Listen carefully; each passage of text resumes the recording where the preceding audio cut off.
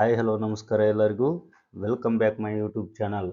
ಇವತ್ತಿನ ವಿಡಿಯೋದಲ್ಲಿ 25% NPSನಲ್ಲಿ ವಿಡ್ರಾವಲ್ ಮಾಡೋದು ಹೇಗೆ ಮತ್ತು ಅದಕ್ಕೆ ನಾವು ಸಂಬಂಧಿಸಿದಂತಹ ಇನ್ಫಾರ್ಮೇಷನನ್ನು ಯಾವ ರೀತಿ ಆನ್ಲೈನಲ್ಲಿ ಅಪ್ಡೇಟ್ ಮಾಡಿಕೊಳ್ಳಬೇಕು ನಾವು ಎಂಪ್ಲಾಯಿಗಳಾದಂಥವರು. ಸೊ ಅದರ ಒಂದು ಕಂಪ್ಲೀಟ್ ಇನ್ಫಾರ್ಮೇಷನನ್ನು ಈ ವಿಡಿಯೋದಲ್ಲಿ ನಾನು ತಿಳಿಸ್ಕೊಡ್ತಾ ಇದ್ದೀನಿ. ವಿಡಿಯೋನ ಸ್ಕಿಪ್ ಮಾಡದೆ ಸಂಪೂರ್ಣವಾಗಿ ನೋಡಿ. ನೀವು ಕೂಡ ನಿಮ್ಮ ಮೊಬೈಲಿಂದಲೇ ನೀವು ಪಾರ್ಷಿಯಲ್ನ 25% ಹಣವನ್ನು ನೀವು ಕೂಡ ವಿಡ್ರಾವಲ್ ಮಾಡಿಕೊಳ್ಳಬಹುದು. ಬನ್ನಿ ಹಾಗಾದ್ರೆ ನಾವು ನೋಡೋಣ. ಇಲ್ಲಿ ನೀವು ಬಳಸ್ತಕ್ಕಂಥ ಯಾವುದಾದ್ರೂ ಒಂದು ಬ್ರೌಸರಲ್ಲಿ CRANSDL ಅಂತಾದ್ರೂ ಟೈಪ್ ಮಾಡ್ಕೊಳ್ರಿ, ಇಲ್ಲಾಂದ್ರೆ NPS ಲಾಗಿನ್ ಅಂತಾದ್ರೂ ಟೈಪ್ ಮಾಡ್ಕೊಳ್ರಿ. ಅದು ಈ ರೀತಿ ಒಂದು ಪೇಜ್ ನಮ್ಗೆ ಕಾಣಿಸುತ್ತೆ. ಇಲ್ಲಿ ಕಾಣ್ತಕ್ಕಂಥ ಮೊದಲ ಆಪ್ಷನ್ CRANSDL ಅಂತ ಏನ್ ಕಾಣ್ತಾ ಇದೆಯಲ್ಲ, ಅದರ ಮೇಲೆ ನಾವಿಲ್ಲಿ ಕ್ಲಿಕ್ ಮಾಡ್ಕೊಳ್ಬೇಕಾಗತ್ತೆ.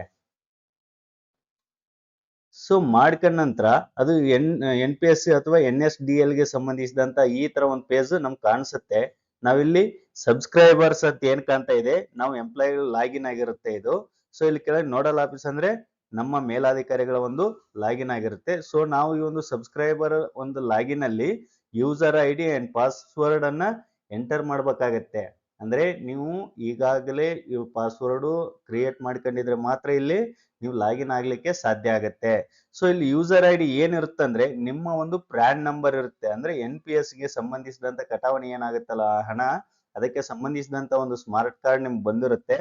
ಸೊ ಆ ಒಂದು ಕಾರ್ಡ್ ಅಲ್ಲಿ ಇರ್ತಕ್ಕಂತಹ ಪ್ರಾನ್ ನಂಬರ್ ಅನ್ನ ನಾವಿಲ್ಲಿ ಯೂಸರ್ ID ಆಗಿ ತೆಗೆದುಕೊಳ್ಬೇಕಾಗತ್ತೆ ಇಲ್ಲಿ. ಸೊ ನಂತರ ಪಾಸ್ವರ್ಡ್ ಅನ್ನ ನಾವಿಲ್ಲಿ ಕೆಳಗೆ ರೀಸೆಟ್ ಪಾಸ್ವರ್ಡ್ ಅಂತ ಇದೆಯಲ್ಲ, ಅಲ್ಲಿ ನಾವು ಕ್ಲಿಕ್ ಮಾಡಿದ್ರೆ ಇಲ್ಲಿ ನಮಗೆ ರೀಸೆಟ್ ಮಾಡ್ಕೊಳ್ಬಹುದು. ಅಲ್ಲಿ ಪಾಸ್ವರ್ಡ್ ಅನ್ನ ನಾವು ರೀಸೆಟ್ ಮಾಡ್ಕೊಳ್ಬಹುದು. ಸೊ ನಂತರ ಇದೆಲ್ಲ ಎರಡು ಮಾಡ್ಕೊಂಡ ನಂತರ ಕ್ಯಾಪ್ಚಾವನ್ನು ಎಂಟರ್ ಮಾಡ್ಬೇಕು. ಇಲ್ಲಿ ಕಾಣಿಸ್ತಕ್ಕಂತಹ ಕ್ಯಾಪ್ಚಾ ಏನಿದೆಯಲ್ಲ ಅದನ್ನ ನಾವಿಲ್ಲಿ ಎಂಟರ್ ಮಾಡ್ಕೊಂಡು ಇಲ್ಲಿ ಚೆಕ್ ಬಾಕ್ಸ್ ಮೇಲೆ ಐ ಅಂಡರ್ಸ್ಟ್ಯಾಂಡ್ ದಟ್ ಅಂತ ಇದೆಯಲ್ಲ, ಸೊ ಅದನ್ನ ನಾವು ಇಲ್ಲಿ ಕ್ಲಿಕ್ ಮಾಡ್ಕೊಂಡು ಸಬ್ಮಿಟ್ ಅಂತ ಕೊಡಬೇಕಾಗತ್ತೆ ಇಲ್ಲಿ. ಸೊ ಕೊಟ್ಟ ನಂತರ ಈ ತರ ಒಂದು ನಮ್ಗೆ ಪೇಜ್ ಸಿಗುತ್ತೆ. ಇಲ್ಲಿ ಹೋಮ್ ಪೇಜ್ ಬರುತ್ತೆ. ಇಲ್ಲಿ ಮೊದಲಿಗೆ ಇಲ್ಲಿ ಟ್ರಾನ್ಸಾಕ್ಷನ್ ಆನ್ಲೈನ್ ಅಂತ ಬರುತ್ತೆ. ಸೊ ಇನ್ವೆಸ್ಟ್ಮೆಂಟ್ ಸಮರಿ ಅಂತಿದೆ, ಡೆಮೋಗ್ರಫಿಕ್ ಚೇಂಜಸ್, ಈ ತರ ಆಪ್ಷನ್ಗಳು ನಮ್ಗೆ ಕಾಣಿಸುತ್ತೆ. ಸೊ ನಾವಿಲ್ಲಿ ಕಂಟಿನ್ಯೂ ಅಂಡ್ ವಿಡ್ರಾವಲ್ ಮೇಲೆ ಹೋದಾಗ ಇಲ್ಲಿ 4ನೇ ಆಪ್ಷನ್ ಟೈರ್ 1 ಪಾರ್ಷಿಯಲ್ ವಿಡ್ರಾವಲ್ ಅಲ್ಲಿ ನಾವು ಕ್ಲಿಕ್ ಮಾಡಿದ್ರೆ ಇನಿಷಿಯೇಟ್ ರಿಕ್ವೆಸ್ಟ್ ಅಂತ ಬರುತ್ತೆ. ಸೊ ನಾವು ಇಲ್ಲಿ ಕ್ಲಿಕ್ ಮಾಡಿದ್ರೆ ಸೊ ನಾವು ಆನ್ಲೈನ್ ಅಲ್ಲಿ ನಾವು ವಿಡ್ರಾವಲ್ ಮಾಡ್ಕೊಳ್ಳಿಕ್ಕೆ ಪೇಜ್ ಬರುತ್ತೆ. ಸೊ ಇದಕ್ಕಿಂತ ಮುಂಚೆ ನಾವು ಮಾಡ್ಬೇಕಾದ ಏನಪ್ಪಾ ಅಂದ್ರೆ ನಮ್ಮ ಒಂದು ಪರ್ಸನಲ್ ಡೀಟೇಲ್ಸ್ ಅಲ್ಲಿ ಬ್ಯಾಂಕ್ ಗೆ ಸಂಬಂಧಿಸಿದಂತಹ ವಿವರಗಳನ್ನ ಸರಿಯಾಗಿದೆನಾ ಇಲ್ವಾ ಅಂತ ನಾವಿಲ್ಲಿ ಚೆಕ್ ಮಾಡ್ಕೊಳ್ಬೇಕಾಗುತ್ತೆ. ಸೊ ಅದನ್ನ ನಾವಿಲ್ಲಿ ಡೆಮೋಗ್ರಫಿಕ್ ಚೇಂಜಸ್ ಅಂತ ಏನ್ ಕಾಣ್ತಾ ಇದೆಯಲ್ಲ ಅದ್ರ ಕೆಳಗೆ ಕೊನೆ ಆಪ್ಷನ್ ಇದೆ ನೋಡಿ, ಇಲ್ಲಿ ಅಪ್ಡೇಟ್ ಪರ್ಸನಲ್ ಡೀಟೇಲ್ಸ್ ಅಂತ. ಸೊ ನೀವು ಅದ್ರ ಮೇಲೆ ಕ್ಲಿಕ್ ಮಾಡ್ಕೊಂಡ್ರೆ ಈ ತರ ಸಬ್ಸ್ಕ್ರೈಬರ್ ಮಾಡಿಫಿಕೇಶನ್ ಅಂತ ನಮ್ಗೆ ಹಲವಾರು ಆಪ್ಷನ್ ಗಳನ್ನ ಅಪ್ಡೇಟ್ ಮಾಡ್ಲಿಕ್ಕೆ ಎಂಪ್ಲಾಯ್ ಲಾಗಿನ್ ಅಲ್ಲೇ ಬಿಟ್ಟಿದ್ದಾರೆ. ನಾವ್ ಏನೆಲ್ಲ ಅಪ್ಡೇಟ್ ಮಾಡ್ಕೊಳ್ಬಹುದಪ್ಪ ಅಂದ್ರೆ ಆಧಾರ್ಗೆ ಸಂಬಂಧಿಸಿದಂತಹ ಮತ್ತು ಬ್ಯಾಂಕ್ ಪ್ರಾನ್ಗೆ ನಾವು ಆಧಾರ್ ಸೀಡಿಂಗ್ ಮಾಡ್ಲಿಕ್ಕೆ ನಮ್ಗೆ ಲಾಗಿನ್ ಅನ್ನು ಬಿಟ್ಟಿದ್ದಾರೆ. ಇಲ್ಲಿ Aadhaar update or seed request for PRAN ಅಂತ ಇದೆಯಲ್ಲ, ಸೊ ನಾವು ಅದನ್ನ ಸೀಡ್ ಕೂಡ ಮಾಡ್ಕೊಳ್ಬಹುದು. ಅದೇ ರೀತಿಯಾಗಿ ಅಪ್ಲೋಡ್ ಫೋಟೋ ಅಂಡ್ ಸಿಗ್ನೇಚರ್, ಇದನ್ನು ಕೂಡ ನಾವು ಮಾಡಿಫಿಕೇಶನ್ ಅನ್ನ ಇಲ್ಲಿ ಮಾಡ್ಕೊಳ್ಬಹುದು. ಬ್ಯಾಂಕ್ ಡೀಟೇಲ್ಸ್ ಅಪ್ಡೇಟ್, ಮೇಜರ್ ಆಗಿ ನಾವು ಬ್ಯಾಂಕ್ ಡೀಟೇಲ್ಸ್ ಅಪ್ಡೇಟ್ ಅನ್ನ ನಾವಿಲ್ಲಿ ನೋಡ್ಕೊಳ್ಬೇಕಾಗುತ್ತೆ. ಸೊ ನೀವು ಇಲ್ಲಿ ಕಾಣ್ತಕ್ಕಂತ ಒಂದು ಚೆಕ್ ಬಾಕ್ಸ್ ಮೇಲೆ ಕ್ಲಿಕ್ ಮಾಡಿದ್ರೆ ಅದು ಬ್ಯಾಂಕ್ ಡೀಟೇಲ್ಗೆ ಹೋಗುತ್ತೆ. ಈ ತರ ಬರುತ್ತೆ. ಇಲ್ಲಿ ಎರಡು ಆಪ್ಷನ್ ಇದೆ, ಬ್ಯಾಂಕ್ ಡೀಟೇಲ್ಸ್ ಅಪ್ಡೇಟ್ ಕೆಳಗೆ ಅಪ್ಡೇಟ್ ಬ್ಯಾಂಕ್ ಡೀಟೇಲ್ಸ್ ಅಂತ ಇದೆ, ಇನ್ನೊಂದು ಬೇವ್ ರಿಕ್ವೆಸ್ಟ್ ಸ್ಟೇಟಸ್ ಅಂತ ಇದೆ. ಸೊ ನೀವು ಬ್ಯಾಂಕ್ ಡೀಟೇಲ್ಸ್ ಅನ್ನ ಇಲ್ಲಿ ಚೆಕ್ ಮಾಡ್ಬೇಕಾದ್ರೆ ಇಲ್ಲಿ ನಿಮ್ಮ ಪ್ರಾನ್ ನಂಬರ್ ಬರುತ್ತೆ, ಇಲ್ಲಿ ಟೈರ್ 1 ಅಂತ ಬರುತ್ತೆ, ಇಲ್ಲಿ ಟ್ರಾನ್ಸಾಕ್ಷನ್ ಟೈಪ್ ಅಂತ ಇದೆಯಲ್ಲ, ಇಲ್ಲಿ ಮಾಡಿಫೈ ಬ್ಯಾಂಕ್ ಡೀಟೇಲ್ಸ್ ಅಂತ ನೀವು ಇಲ್ಲಿ ಕ್ಲಿಕ್ ಮಾಡಿಕೊಂಡು ಸಬ್ಮಿಟ್ ಅಂತ ಕೊಡಬೇಕಾಗತ್ತೆ. ಸೊ ನಾನು ಇಲ್ಲಿ ಅಪ್ಡೇಟ್ ಮಾಡಿರುವ ಕಾರಣ ಈ ತರ ಬರುತ್ತೆ, bank details update for requested tyre already pending for PAN ಅಂತ ಇದೆ. ಅಂದ್ರೆ ಅವ್ರು ಅಪ್ರೂವ್ ಮಾಡ್ತಾರೆ 1 ದಿನ 2 ದಿನ ವರ್ಕಿಂಗ್ ಡೇಸ್ ಅಲ್ಲಿ. ಸೊ ಈ ತರ ನೀವು ಬರುತ್ತೆ. ಇಲ್ಲಿ ಒಂದ್ ವೇಳೆ ನೀವು ರಿಕ್ವೆಸ್ಟ್ ಚೆಕ್ ಮಾಡ್ಬೇಕು ಅಂದ್ರೆ ಇಲ್ಲಿ ವ್ಯೂ ರಿಕ್ವೆಸ್ಟ್ ಸ್ಟೇಟಸ್ ಅಂತಿದೆಯಲ್ಲ ಅದ್ರ ಮೇಲೆ ಕ್ಲಿಕ್ ಮಾಡಿದಾಗ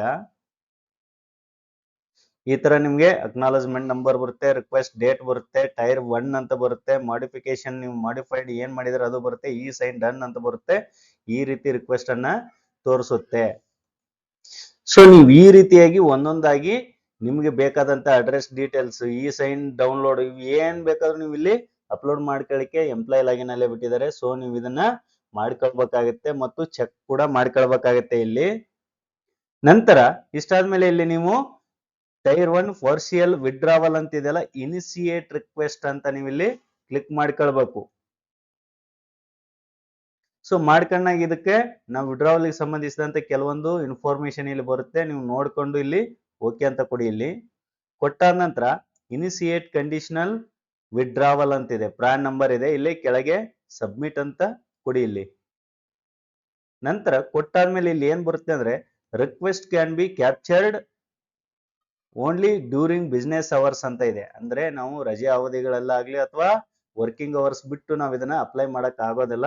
ಸೊ ನಾವು ವರ್ಕಿಂಗ್ ಅವರ್ಸ್ ಅಂತ ಏನ್ ಕಾಣ್ತಾ ಇದೆ, ಬಿಸ್ನೆಸ್ ಅವರ್ಸ್ ಅಂತ ಏನ್ ನಾವು ಹೇಳ್ತೀವಿ, ಆ ಒಂದು ಸಮಯದಲ್ಲಿ ನಾವು ಇದನ್ನ ಅರ್ಜಿ ಸಲ್ಲಿಸಲಿಕ್ಕೆ ಬರುತ್ತೆ. ಸೊ ನಾ ಇದನ್ನ ಯಾವ ರೀತಿ ಅರ್ಜಿ ಸಲ್ಲಿಸಬೇಕು ಅಂತ ನಾನು ಮುಂದಿನ ವಿಡಿಯೋದಲ್ಲಿ ತಿಳಿಸ್ಕೊಡ್ತಾ ಇದ್ದೀನಿ.